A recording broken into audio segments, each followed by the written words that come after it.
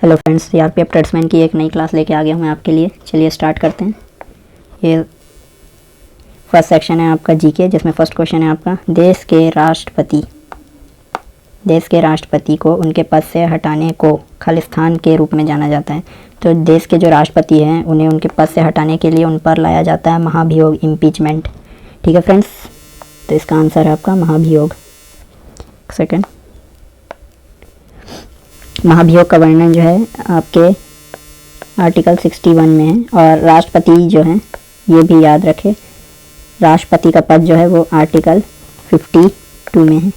ठीक है फ्रेंड, अगला क्वेश्चन है विरासत का अधिकार किस ओर ले जाता है। विरासत का अधिकार किस ओर ले जाता है? तो विरासत का अधिकार जो है वो भूमि विभाजन की ओर ले जाता है। ठीक है फ्रेंड्स, अगला क्वेश्चन है अक्टूबर 2022 में मेघालय के राज्यपाल के रूप में किसने शपथ ली। तो वर्तमान समय में और जो अक्टूबर 2022 है उसमें शपथ ली थी आपके बीडी मिश्रा जी ने। ये मेघालय के राज्यपाल है फ्रेंड्स। और इसके साथ ही याद रखें मेघालय के मुख्यमंत्री। ठीक है फ्रेंड्स, जो मेघालय के मुख्यमंत्री हैं वो आपके कोनराड संगमा जी हैं। कोनराड संगमा जी। अगला क्वेश्चन है चीनी उद्योग के लिए प्राथमिक कच्चा माल खालिस्तान है। तो चीनी उद्योग के लिए प्राथमिक कच्चा माल है गन्ना। गन्ने से ही चीनी बनता है। और याद रखें फ्रेंड्स, गन्ने में कभी जो है वो एमएसपी नहीं दिया जाता है, गन्ने में दिया जाता है एफआरपी। ठीक है फ्रेंड्स, फेयर प्राइस जो बोलते हैं ये दिया जाता है।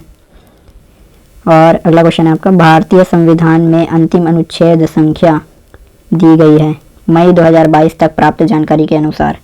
तो भारतीय संविधान में अंतिम अनुच्छेद जो है वो है आपका 395। ठीक है फ्रेंड्स, याद रखें जो हमारा मूल संविधान उसमें अनुच्छेद, भाग और अनुसूची। ठीक है फ्रेंड्स, अनुच्छेद जो थे वो 395 थे, 22 भाग थे और 8 अनुसूची थी, जो अब बढ़कर हो चुकी है। कहीं कहीं पे 468 दिया जाता है और कहीं कहीं पे उसे 470 दिया जाता है, लेकिन ये सभी जो हैं ये सब क्लॉज के अंतर्गत आते हैं। ठीक है फ्रेंड्स, और भाग जो हैं वो 25 हो चुका है और अनुसूची जो है वो 12 हो चुकी है, ये भी याद रखें। ठीक है, जो मेनली हमारे कॉन्स्टिट्यूशन है, जो संविधान है, उसमें अभी भी 395 ही हैं, लेकिन उसके जो बीच बीच में सब क्लॉज होते हैं ना, जैसे अनुच्छेद ये हो गया आपका 19(1), 19(2), ऐसे ऐसे करके बढ़ते बढ़ते ये 470 तक पहुंच गए हैं। अगला क्वेश्चन है एक बजट दस्तावेज जो किसी विशेष वित्तीय वर्ष के लिए सरकार की राजस्व प्राप्तियों और राजस्व व्यय से संबंधित होता है, तो उसे कहते हैं आपका राजस्व बजट। ठीक है फ्रेंड्स, उसे राजस्व बजट कहते हैं। अगला क्वेश्चन है कैल्शियम कार्बोनेट का रासायनिक सूत्र। तो कैल्शियम कार्बोनेट का रासायनिक सूत्र होता है CaCO3। ठीक है फ्रेंड्स, याद रखें CaCO3। और कैल्शियम कार्बोनेट का अन्य नाम होता है चूना पत्थर। जो चूना पत्थर होता है उसे ही कैल्शियम कार्बोनेट कहते हैं। अगला क्वेश्चन है निम्नलिखित यूनानी शासकों में से किसने मेगास्थनीज को चंद्रगुप्त मौर्य के दरबार में भेजा था। तो सेल्यूकस निकेटर, इसने अपने जो एक मेगास्थनीज था उसे चंद्रगुप्त के दरबार में भेजा था। ठीक है फ्रेंड्स, चंद्रगुप्त मौर्य याद रखे, चंद्रगुप्त मौर्य जी ने मौर्य वंश की स्थापना की थी। मौर्य वंश मगध में इसने धनानंद को हराया था और नंद वंश को समाप्त किया। उसके साथ ही इसने मगध में मौर्य वंश की स्थापना की। ठीक है फ्रेंड्स, अगला क्वेश्चन है 2003 में सबसे कम आयु में पद्म विभूषण प्राप्त करने वाले भारतीय नर्तकी का नाम निम्न में से क्या था। तो ये थी आपकी सोनल मानसिंह जी। सोनल मानसिंह जी जो थी वो 2003 में सबसे कम उम्र में पद्म विभूषण प्राप्त करने वाली भारतीय नर्तक थी। सोनल मानसिंह जी का संबंध जो है ओडिसी से है, ओडिसी। इसके साथ साथ ये ना भारतनाट्यम भी करती हैं,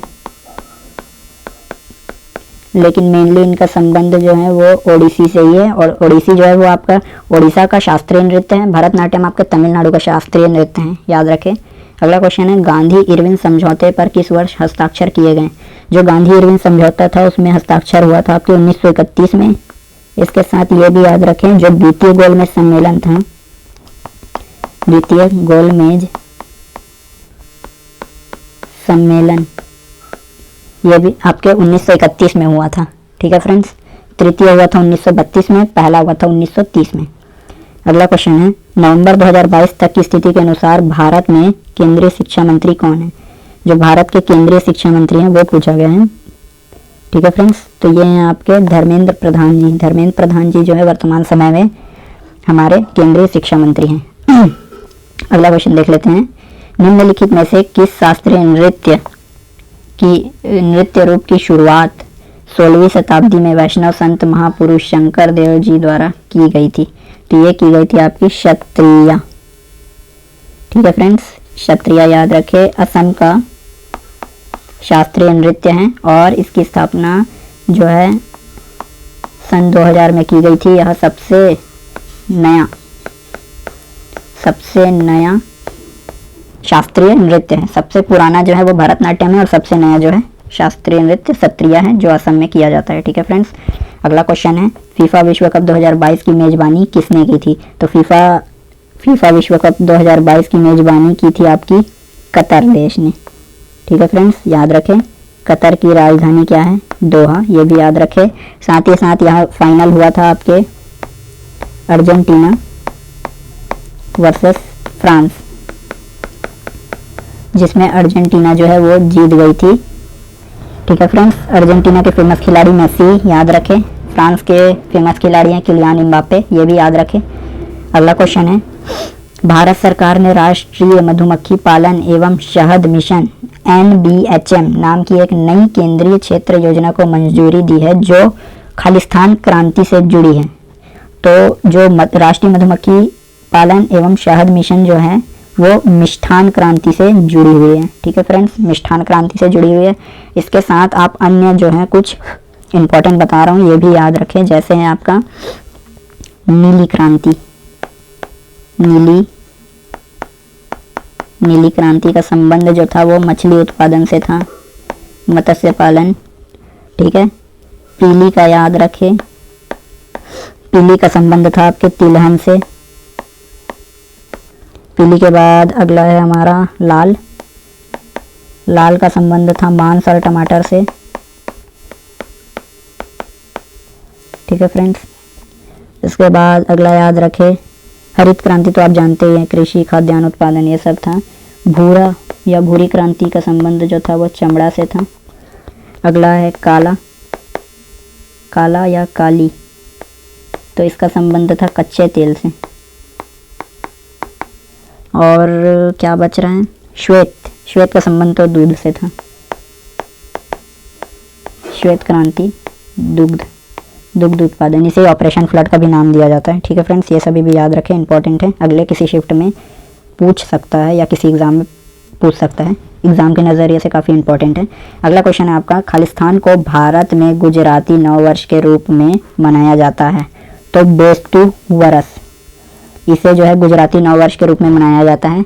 इसके साथ ही अन्य कुछ याद रखें, जैसे हिंदू नववर्ष होता है,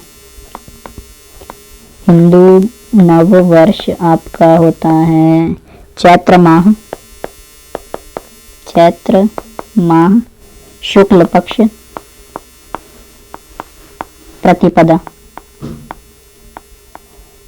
और पश्चिम बंगाल में नववर्षों करके कुछ त्यौहार होता है, नववर्ष के लिए वो मनाया जाता है। दक्षिण भारत, हाँ ये याद रखें, एक सेकेंड, दक्षिण भारत का नववर्ष होता है उगादी। ठीक है फ्रेंड्स। अगला क्वेश्चन देख लेते हैं, स्वतंत्रता के बाद भारत ने अपनी खालिस्तान में पहली पंचवर्षीय योजना शुरू की। तो पहली पंचवर्षीय योजना जो है वो 1951 से शुरू हुई थी। ठीक है फ्रेंड्स, याद रखें 1951। और ये भी याद रखें जो पंचवर्षीय योजनाएं हैं, योजना आयोग, उसके जो अध्यक्ष होते हैं वह प्रधानमंत्री होते हैं। ठीक है फ्रेंड्स। और पहले थे आपके नेहरू जी आपके पहले अध्यक्ष थे और 12 पंचवर्षीय योजनाएं हुई और उसके बाद इस योजना को समाप्त कर दिया गया। वर्तमान में नीति आयोग लाया गया इसके स्थान पर, नीति आयोग। इसकी स्थापना हुई थी आपकी 1 जनवरी 2015 को। और नीति आयोग का जो अध्यक्ष होता है वो आपके प्रधानमंत्री जी होते हैं, ये भी याद रखें। वर्तमान समय में जो नरेंद्र मोदी जी हैं। अगला क्वेश्चन है, किस विटामिन को थायमिन के नाम से भी जाना जाता है? तो विटामिन B1 जो होता है उसे थायमिन के नाम से भी जानते हैं। ठीक है फ्रेंड्स, याद रखें थायमिन। अगला क्वेश्चन है, मोहन बागान एथलेटिक क्लब किस शहर में स्थित है? मोहन बागान एथलेटिक क्लब जो है वो कोलकाता शहर में स्थित है। ठीक है फ्रेंड्स। और एक फुटबॉल टीम का नाम सुना होगा, एटलिको डी कोलकाता ऐसे करके हैं, ATK मोहन बागान बोलते हैं जिसे, वो फुटबॉल टीम है। ISL खेलते हैं उन लोग, हीरो इंडियन सुपर लीग बोलते हैं जिसे। ठीक है फ्रेंड्स, याद रखें। अगला क्वेश्चन है, खालिस्तान एक सक्रिय पट्टी में स्थित क्षोभ मंडल में अत्यधिक ऊंचाई 12,000 मीटर से अधिक वाली पश्चिमी हवाएं होती हैं। इनकी गति गर्मी में 110 किलोमीटर प्रति घंटा तथा सर्दी में 184 किलोमीटर प्रति घंटा होती हैं। तो इन्हें क्या कहते हैं? तो इन्हें कहते हैं जेट धाराएं। ठीक है फ्रेंड्स, जेट धाराएं जो हैं इसका आंसर होगा। अगला क्वेश्चन है, 2011 की जनगणना के अनुसार किस केंद्र शासित प्रदेश का लिंगानुपात सबसे अधिक है? तो सबसे अधिक है आपके पुडुचेरी का सबसे अधिक है। और साथ ही साथ सबसे कम भी याद रखें, सबसे कम जो है वो दमन एवं दीव का है। अब वर्तमान समय में तो दमन एवं दीव और दादरा नागर हवेली इन्हें मर्ज कर दिया गया है, लेकिन जो 2011 की जनगणना हुई थी उसके अनुसार जो दमन दीव था उसका सबसे कम था लिंगानुपात केंद्र शासित प्रदेशों में। ठीक है फ्रेंड्स, अब हम अपना हिंदी का क्वेश्चंस जो है वो शुरू कर लेते हैं। MTS वाले इसको स्किप कर दें और MTS वाले जो हैं अपने T1 की तैयारी अच्छे से करें जिसमें मैथ्स और रीजनिंग क्वालिफाई है। हिंदी का आज का पहला क्वेश्चन है, सिंह की सवारी सबके बस के बात नहीं है। सिंह की सवारी सबके बस के बात नहीं है, उस विकल्प का चयन कीजिए जो उपरोक्त वाक्य में रेखांकित शब्द का पर्यायवाची शब्द नहीं है। तो सिंह का पर्यायवाची जो है वो केसरी भी होता है, सिंह भी होता है, वनराज भी होता है।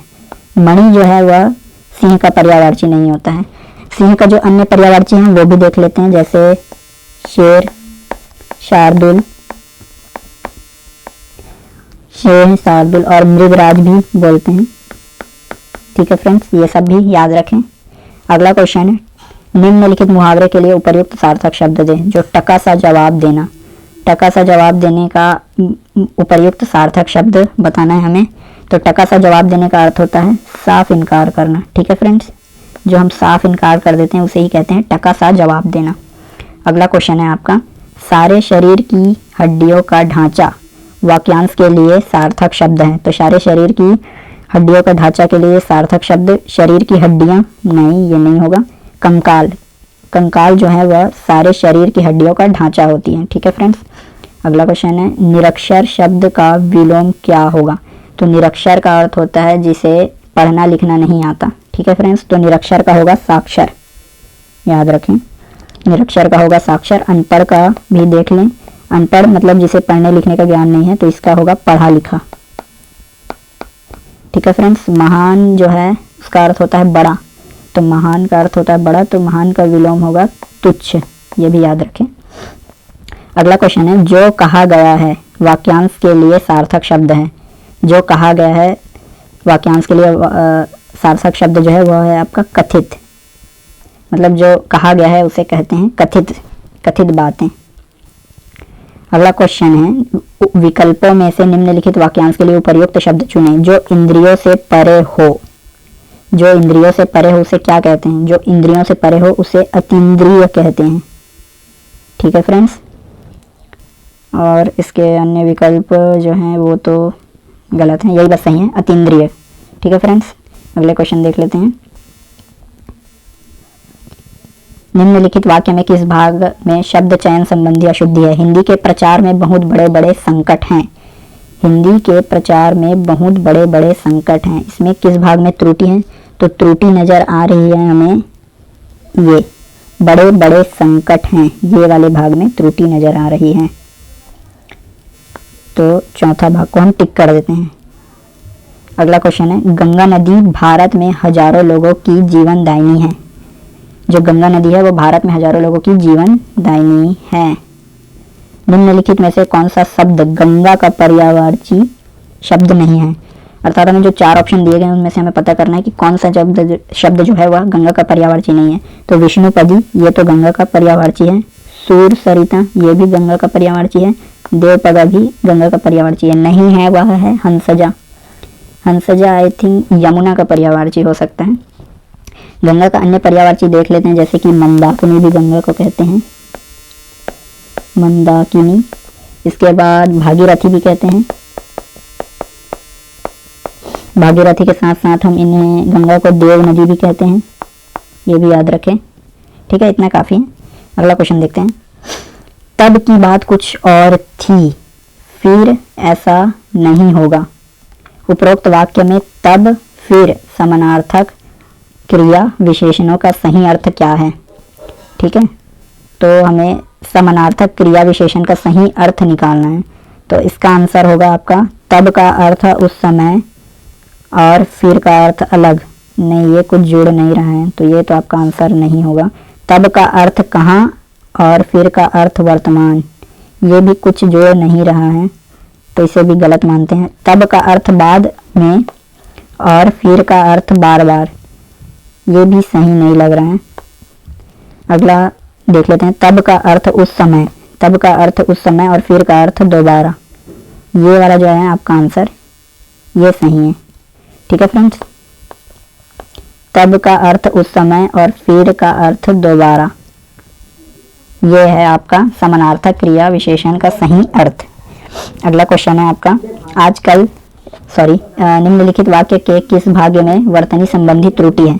तो आजकल दिल्ली के प्रगति मैदान में हस्तशिल्प प्रदर्शनी चल रही है, इसमें हमें त्रुटि ढूंढना है, किस भाग में त्रुटि है। तो हस्तशिल्प प्रदर्शनी, प्रदर्शनी नहीं होता, प्रदर्शनी होता है। ठीक है फ्रेंड्स, तो इस भाग में हमारी त्रुटि है, प्रदर्शनी होता है, प्रदर्शनी नहीं होता, याद रखें। अगला क्वेश्चन है निम्न विकल्पों में से अशुद्ध वाक्य छांटिए। लड़की पुस्तक पढ़ती है, लड़की पुस्तक पढ़ती है, ये तो सही लग रहा है। लड़के ने घर जाना है, हाँ, जो आपका सेकंड वाला है इसमें त्रुटि है। जो ने वाला भाग है इसमें त्रुटि है। ने की जगह आ सकता है आपका लड़के को घर जाना है, ये अगर होता तो शायद ज़्यादा बेटर लगता। तो हमारा आंसर है सेकंड। बाकी अन्य 2 ऑप्शन है वो भी देख लेते हैं। मुझे उस पर दया आती है, ये तो सही है। शीला को नाटक अच्छा लगा, ये भी सही है। अगला क्वेश्चन है मुहावरों और उनके अर्थ का निम्नलिखित में से कौन सा सही युग्म है? त्रिशंकु होना, त्रिशंकु होने का अर्थ होता है अधर में लटकना। ठीक है फ्रेंड, ये तो सही है। अगला भी देख लेते हैं। 2 दिन का मेहमान लंबे समय तक जीना, जो 2 दिन का मेहमान होगा वो कहाँ लंबे समय तक जीएगा, तो ये गलत है। दिन का फेर होना, दिन भर भटकते रहना, ये भी गलत है। दिन का फेर होना मतलब होता है अच्छे दिन आना या दिन बदलना। दाल ना गलना, पूरा बस चलना, ये भी गलत है। दाल ना गलना मतलब बात ना बनना, ऐसा कुछ होता है। ठीक है फ्रेंड्स, अगला क्वेश्चन है निम्नलिखित में से अशुद्ध वाक्य कौन सा है? तो पहले हमने सही वाक्य ढूंढा, अब हमें ढूंढना है अशुद्ध वाक्य। ठीक है फ्रेंड्स, कोयल पेड़ में बैठी है, कोयल पेड़ में बैठी है, ये तो सही लग रहा है। वसुंधरा बहुत सुरीला गाती है, ये भी सही लग रहा है। अंजना ने नई साड़ी खरीदी, ये भी सही लग रहा है। अंजना ने नई साड़ी खरीदी, ये भी सही लग रहा है। सुमेध आज छुट्टी पर है, आई थिंक इसमें तो चारों सही लग रहे हैं, फर्स्ट, सेकंड, थर्ड, फोर्थ। ठीक है फ्रेंड्स, ये आपका होमवर्क रहेगा। ये वाले क्वेश्चन का आंसर हम कल देखेंगे। मुझे इसमें थोड़ा डाउट लग रहा है क्योंकि मुझे इसमें चारों सही लग रहे हैं। थिंक कोयल पेड़ में बैठी है, ये वाला शुद्ध हो सकता है, थोड़ा सा इसका चांस है, यही मान लेते हैं। ठीक है, ये वाले क्वेश्चन को मैं एक बार कल आपको और बताऊंगा या फिर मैं कमेंट सेक्शन में इसका आंसर करने का कोशिश करूंगा। ऑफिसर ने, अगला क्वेश्चन है, ऑफिसर ने कर्मचारी को फाइल लाने का आदेश दिया। ऑफिसर ने कर्मचारी को फाइल लाने का आदेश दिया। इस वाक्य में प्रयुक्त आदेश शब्द का अर्थ क्या है? तो आदेश का अर्थ होता है आज्ञा पालन के लिए कहना। ठीक है फ्रेंड्स, इसका आंसर होगा सेकंड, आज्ञा पालन के लिए कहना ही आदेश होता है। आज का लास्ट क्वेश्चन है, निम्नलिखित वाक्य के लिए रेखांकित अंश के स्थान पर विकल्पों में से सबसे उपयुक्त शब्द का चयन कीजिए। जो शोक है, शोक, इसके लिए हमें चयन करना है इसके स्थान पर जो 4 ऑप्शन दिए गए उनमें से बेस्ट ऑप्शन जो है, जो जुड़ भी रहा है इसके साथ, वो सेलेक्ट करना है। तो शोक है कि मैं आपके पत्र का उत्तर नहीं दे सका। तो शोक तो दुख के समय मनाया जाता है, और पत्र का उत्तर नहीं दे सका मतलब उसके मन में खेद वाला भाव होगा। तो इसका आंसर होगा खेद है कि मैं आपके पत्र का उत्तर नहीं दे सका, ये ज़्यादा जोड़ रहा है। तो यही इसका आंसर है। ठीक है फ्रेंड्स, आज के लिए इतना ही। जो गद्यांश वाला पार्ट है वो आपके लिए होमवर्क है, इसे आप करेंगे। इसके साथ साथ जो रीजनिंग वाला पार्ट है वो भी करेंगे। रीजनिंग और मैथ्स आपके स्कोर को बूस्ट करेगा। एमटीएस वाले भी अपने T1 को अच्छे से क्लियर करने के लिए मैथ्स और रीजनिंग का अच्छा प्रैक्टिस करें, और इसके साथ ही एमटीएस वालों के लिए अलग से मैथ्स और रीजनिंग का 25-25 क्वेश्चन का PDF जो मैं कमेंट सेक्शन में डाल दूंगा, वहाँ से भी आप प्रैक्टिस करके अपने स्कोर को बूस्ट कर सकते हैं। ठीक है फ्रेंड्स, थैंक यू।